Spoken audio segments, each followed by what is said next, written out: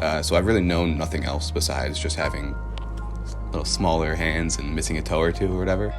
We didn't know until the day he was born that this happened to him. A lot of trial and error. It's his personality. It really is his personality. Yeah, just for sure. Just a very determined kid. Sports was a place I could go to just let everything out. When I was younger, I played about everything, but I really played soccer the most. So like about 3rd, 4th grade, I quit everything else and just played soccer until I found volleyball. What was it like raising 4 boys? It was heavenly bliss, right now? A lot of activities. They're all in sports, so it was very busy and constantly go. So I started playing volleyball after I watched my brother play in middle school. I got to see him play a little bit. I thought it was cool. It looked fun, something new to do. So when I got to middle school, I decided to try it as well, and then just continued playing from there.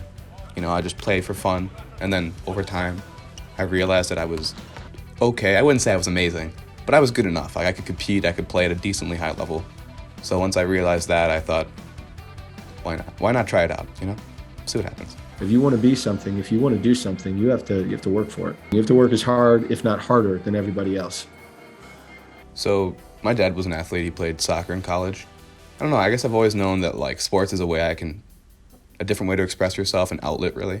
So I think that aspect on top of my parents being like, hey, you can do this, like you're good enough at this, you can do this fine, helped me just know that like I'm gonna play. If there's something I can't do, I'm gonna work around it. I'm gonna find a way to do it just as well as everyone else. I never cared about soccer or volleyball. I cared about sport. I believe in sport, especially for younger people, and I believe in the lessons that it teaches. I think it's a perfect microcosm for life. So funny enough, when I first started playing volleyball, my coach made me a setter, which is the only positions where you use your hands every single play. So my coach was super cool about it. Like he was very upfront. He was like, this is what you have, but I know that you could be a good setter. But he pushed me a lot. My 2nd, 3rd year playing, I fully switched to playing libero. Little transition time in between there, but I fully committed. And that was just, ever since then, I've loved it. It's called amniotic band syndrome, something you get while you're, developing as a baby. My hand's a little weird, missing some guys here. Pinky's basically normal, middle finger, ring finger. Toes are about the same, but I'm missing a big toe. It definitely was a big growing curve. Couldn't do little things like tie my shoes for a long time, but I just kept adjusting. I always found it as a challenge, something fun that I can overcome and makes me work harder, which I am very grateful for. There was no physical impediment with this kid. He was fine. We couldn't even find therapists to do anything with him because they're like, he just keeps doing it on his own. Every milestone, he figured it out. So when I was younger, I was very stubborn. Like I couldn't do the monkey bars, but I really wanted to. So I would go and just jump and try to grab it every time. And of course, every time I'd fall, like on my back, hitting my head on things, but I refused to not.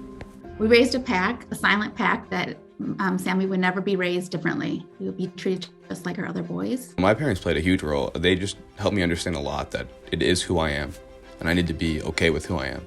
And I think that sort of backbone in my life was really huge on helping me develop. All we did is put the same level of expectation on him as we did on all of our kids, and then we just let him do it. Yeah, I think it's just that Sammy really wanted it, and we just wanted it for him because he wanted it so bad, and just never let it stop. He just was going, he was going to find a way to get there.